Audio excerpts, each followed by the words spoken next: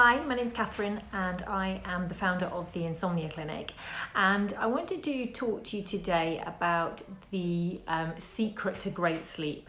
And when I say the secret to great sleep, actually it really isn't a secret. And what I want to do is I want to make it really kind of clear what it is that we actually need in order to sleep well. Because I think at the moment there is so much stuff out there around sleep. The media is constantly telling us how many hours we need and the effects of not getting enough sleep. And there's lots and lots of things that are being marketed to us to cure, quick fixes and solutions and things we should take and things we should do. And so what I want to do in this video is talk about actually what it is that we need to sleep well and why isn't it working. So in its simplest way, there are three things that we need to sleep well. The first thing that we need is a good sleep drive. If you imagine a sleep drive is like an elastic band. When you wake up in the morning, this elastic band starts stretching tighter and tighter throughout the day. Now, the ideal scenario is that by the time you get into bed at night, that elastic band will be as tight as it can possibly be, ready to snap, and then you will fall asleep quickly and take back a nice deep quality of sleep. And when that urge has run out, you will then wake up at the end of it. That's in an ideal world how sleep would work. So our sleep drive is really important. If, for example, you were to take a nap before bed, if you fall asleep on the sofa, you may find that it takes you longer to fall asleep or your sleep is very light and fractured. And that's exactly the same as snacking before you're about to have a meal. You take the edge off that appetite for sleep. So that first thing is the sleep drive, and it's really important that it's as high as can be by the time you get into bed. But our sleep drive doesn't work alone. It works in conjunction with our body clock. So our body clock is our internal circadian rhythm, and it's controlling not just sleep and wake, but it's also controlling temperature, hunger, thirst, when we go to the toilet, and it controls those two things like light and dark, and the same kind of things happen at the same kind of day, and we get into a pattern and a routine. So in order to sleep well, we know that our sleep drive has to be high, but it also has to be high at a time where our body clock would accept it's an appropriate time to go to sleep. So for example, if I was to miss an entire night's sleep, what I would then have is a very, very high drive because I haven't had any sleep at all, so I'm desperately tired. My drive is really, really high. But if I was to get into bed at 8 o'clock in the morning, I maybe would sleep for 2 or 3 hours at the most, and I'd feel really groggy and really drowsy when I woke up. And that's because actually my body clock has no relationship with falling asleep at 8 a.m.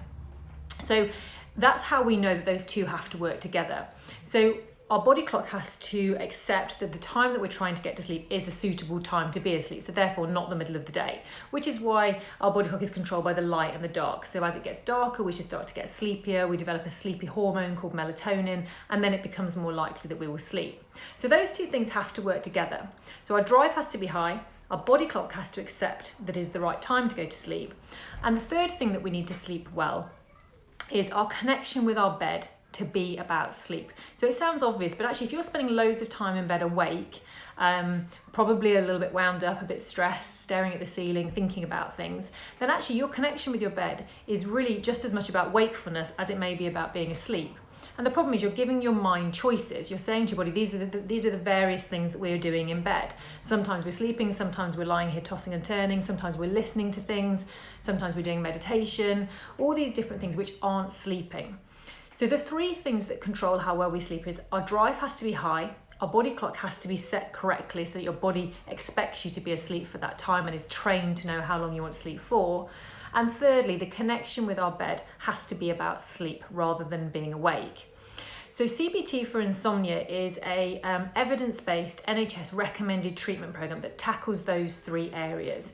It will help you to understand how you get stuck in the cycle of insomnia, how those three things get out of sync.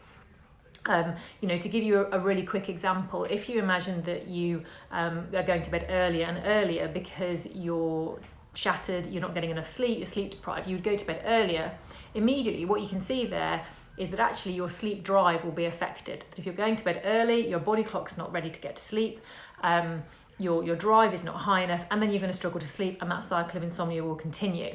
So CBT for insomnia will show you more about that cycle. It will show you the things and the habits and the behaviours that we take on, which actually, although we're trying to make things better, are actually maintaining the problem.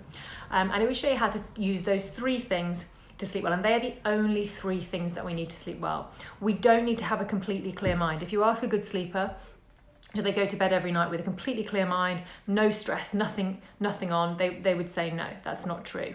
Now, I'm not saying that relaxation isn't good, of course it is, but it's good for stress levels and it's good for mental health. Actually, in order to sleep well, we need to tackle just those three things. And so sometimes our focus is wrong, and the more we focus on the wrong things to try and fix, the worse our sleep gets. So when I say the secret to great sleep, I'm talking about actually these three things. These are the only things we need to be looking at. And CBT for Insomnia would walk you through step by step the changes that you need to make. So if you visit theinsomniaclinic.co.uk, you can register for my free sleep webinar where I'll talk a lot more about this, why sleep hygiene isn't enough to clear your sleep, why that might be making things worse, how to manage a racing mind, how to fall asleep faster, how to wake less during the night, and how to calculate your ideal sleep window. All of the things that we would cover in one-to-one sessions are all available in an online course, and you can watch the first lesson completely free. Register for my sleep webinar, and again, that will give you lots more information about CBT for Insomnia and why it's a treatment program that actually up to 80% of people who make the changes will see improved sleep, and usually in under 4 weeks. So it's a very effective program of treatment. Everything is on the website, www.theinsomniaclinic.co.uk, and please, if you have any questions at all, just email me and I will personally get back to you and let you know a little bit more, and give you some advice and let you know how the course could help as well. Thank you.